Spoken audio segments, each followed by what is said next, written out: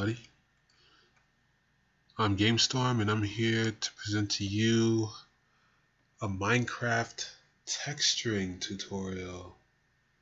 Well, the first step at least. And the first step that I'll be doing is an overview of what I've already done.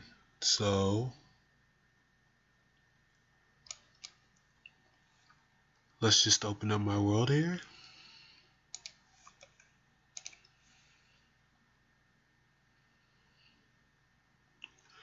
Okay. Yeah, I've already had some of the stuff. Wow, Enderman. I've already had some of the stuff, set up, but for this part one of the tutorial, I'll be showing you the stuff that I've tested out. Okay, you know how the chests, how they're only one blocks or like textured as just one square block, like most of the blocks, but I mean it's an entity, so I was assuming it probably would have had a top to the chest.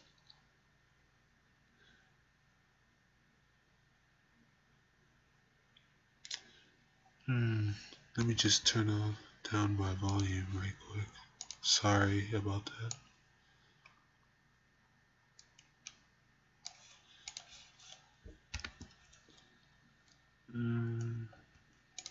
Still kind of loud.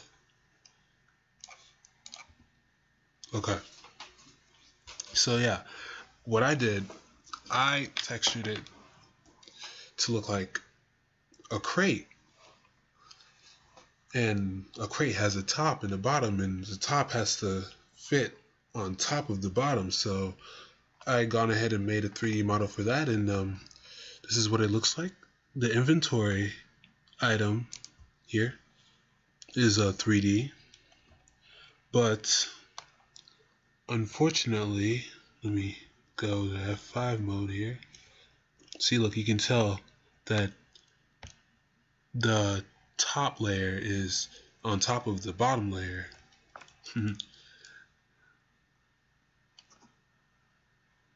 Yeah, but as I say here, the inventory item is 3D, but not the in-world block. So hopefully in a later update they'll fix this, where entities can also be edited in world as well as inventory.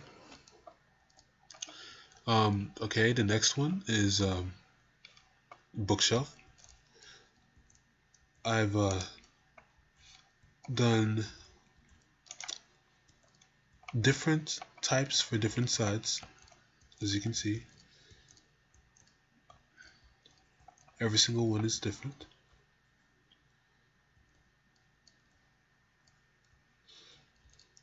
Seems like these two sides might be this. No, the texture is different. Okay, yep. So I've done that. So now we can add variety to the bookshelves as well as 3D. As you can see here, the 3D texture. Okay. The hay bale as well has been 3D. The first model I made was to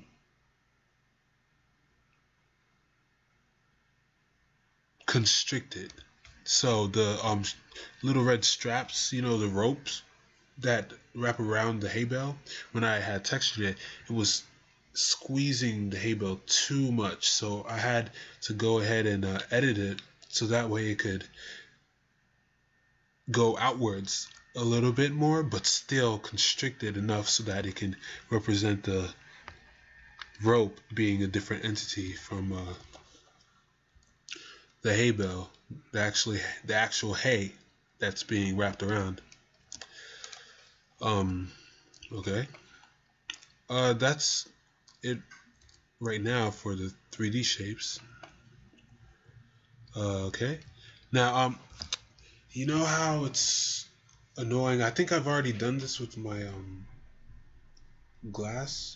connected glass tutorial. But yes, the glass, it connects now. I'll show you. It's a bit glitchy because it's transparent, because you can see the insides, but if you look far enough, it does connect, and it connects from any direction, as you can see. Yeah. And just so I could show you that it works perfectly,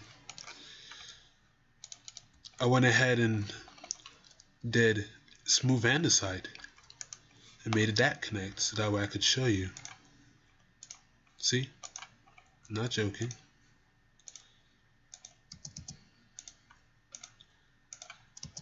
Fine. Because it's solid.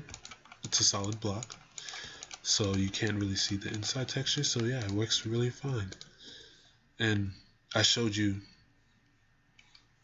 a visual beforehand, but I wanted to go ahead and build it so that way I could prove to you that it does work. And then these are just things that I've tried with Minecraft coding to change the actual name of the item or entity in Minecraft. And this was a wooden sword, and I retextured it to become a staff. Right click, see, it says staff. If I go here, it says staff. Okay. The next one is stone boulder, because it's stone, and you know, a boulder is pretty well heavy and made to attack. So I made a stone boulder for this. Here it is, and it's, you see how I made it thick, so that way it could represent how big and heavy the boulder is. There it is, stone boulder. And then this is was an iron sword, and I retextured it and renamed it to iron spiked rebar. So you know those tools that you use for cars, those like metal rods and stuff? They call them rebar, but I added spikes to it. So that's how it is. Alright, and here is the gold rebar, because gold is less durable, but has, I think, the same attack damage as stone. I'm not sure. Maybe iron, but it's less durable, so therefore I didn't have the spikes, but I had a rebar same base, because not only do they both get smelted from their ore forms, they have similar properties. And last but not least, I just finished texturing the diamond sword to the Sans Holy Daesh sword. And it's big, really thin. Oh yeah, and another thing I did about this, I edited the way it attacks based by, you know, its thing. So this is thin, and it swings right down the middle, like a big, you know, holy shield would. And then the rebar, you hit it, it hits, like it goes up and then out, up, down, out, like that. And then the iron spike rebar, you're holding it at an angle so you can swing and smack the opponent using the spikes. So when you hit it, it swings and smacks the opponent, and then you stick it right back out. You see? And then the stone boulder, it's at an angle because it's heavy, so you have to swing it sort of the same way as the diamond sword, but it's more sideways. See, it's going off a little bit more. And then the staff, and it's, you see how it's thin because it's pointy. It's like you want it to be a weapon, but since it's wood, okay.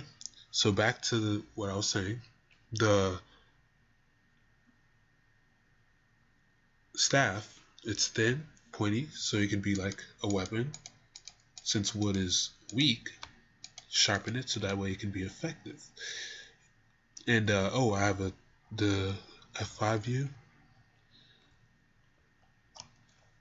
The staff, you see, it's long, but still fits the hand. The stone boldar, same thing. And it's big in real life too. Iron rebar.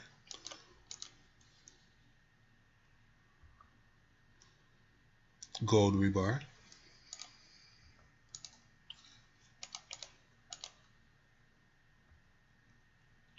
And the sun's holy diashield. Sword, sorry. And it's big, see?